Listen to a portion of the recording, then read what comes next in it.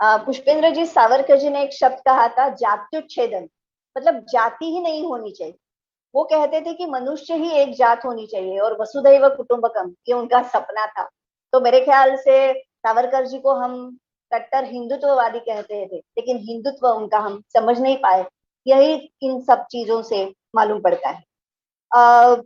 बहुत सारे लोग आपको कह रहे हैं कि आप जैसा बोलने वाला होना चाहिए, जो लोगों में कुछ विश्वास पैदा करे, ताकत पैदा करे। मुझे ऐसा लगता है कि सावरकर जी ने हमेशा सैनिकीकरण का पुरस्कार किया। हम आज लड़ने की ताकत ही भूल गए हैं। क्या लगता है आपको? आप जो कह रहे हैं कि हमें बिल्कुल। उठना चाहिए, हमें खड़ा हाँ, होना चाहिए। नहीं, मैंने कहा ना कि आपको बहुत धीरे धीरे मीठा जहर दे करके, ऐसे देखिए एक नरेटिव की लड़ाई होती है। आज ये शब्द बहुत चल रहा है और हम लोग इसको 3-4 साल से लगातार बोल रहे हैं। अभी the untold story is a beautiful book written by ex रॉ चीफ विक्रम सूद साहब, उन्होंने भी इस नरेटिव की बात कही है। नरेटिव ये होता है कि आप जब कोई एक स्लोगन बना देते हैं तो लोग उसी को गाने लगते हैं। जैसे महात्मा गांधी ने एक बहुत बड़ा फ्रॉड किया, और वो फ्रॉड ये किया कि उन्होंने जो ओरिजिनल भजन था, उस भजन में अपने निजी स्वार्थों के लिए टेम्परिंग की, और उस भजन में कहा कि रघुपति राघव राजा राम, पति को पावन सीता राम। और फिर उसमें आगे उन्होंने कहा कि ये क्या क्या था, मैं उसका वो भूल रहा हूं। और उन्होंने उसमें कुछ इस तरीके का कहा कि वो जो है मुसलमान जो है, ईश्वर अल्लाह तेरो नाम सबको संपत्ति दे भगवान। अब ये ईश्वर अल्लाह कहां से घुसेड़ दिया उन्होंने? ईश्वर अल्लाह नहीं हो सकता। अब ये झूठा नैरेटिव है। फिर उन्हीं ने कहा सारे धर्म बराबर है। तो पूरा उनका चरित्र पढ़ लीजिए। 2021 चल रहा है, 1921 में मोपला में क्या गांधी के होते हुए हुआ, और गांधी की मौन सहमति थी उसको।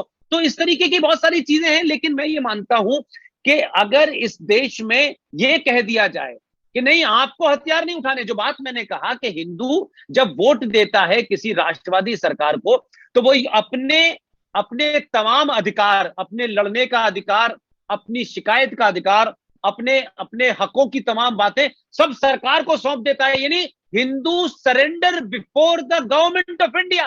Now the Government of India will protect me from the Constitution of India by the IPC, by force, by this. तो उसको कोई भी काम खुद नहीं करना है। This is the duty of the state to protect its citizen. Hindu के दिमाग में ये बीमारी घुसी हुई है, इसलिए वो अपना प्रोटेक्शन नहीं करता।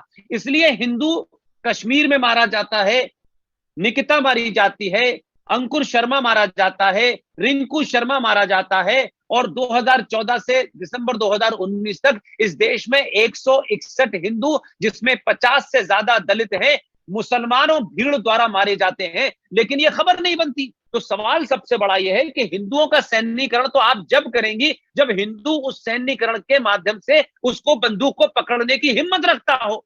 तो जब तक मानसिक रूप पे आप गुलाम हैं, जब तक मानसिक रूप से आप कमजोर हैं, अगर वो पुरुषार्थ आप में नहीं है, तो आपको कोई AK-56 भी दे देगा तो आप फेंक के भाग जाएंगे। तो जो सैन्यीकरण की बात है वो बात तो उस वक्त बहुत अच्छी थी, लेकिन आज तो हिंदू को इस तरीके से अपाहिज मानसिक बना दिया गया है। इसे रिजर्वेशन दे दो, 2 रुपए किलो चावल इसको फ्री दे दो, बिजली का बिल फ्री दे दो। आज दिल्ली जैसी प्रबुद्ध जो समाज है, दिल्ली का एनलाइटेंड समाज है, विश्व के में से जुड़ा हुआ है, वो बिजली का फ्री बिल मिलने पे सरकार को वोट दे देता है।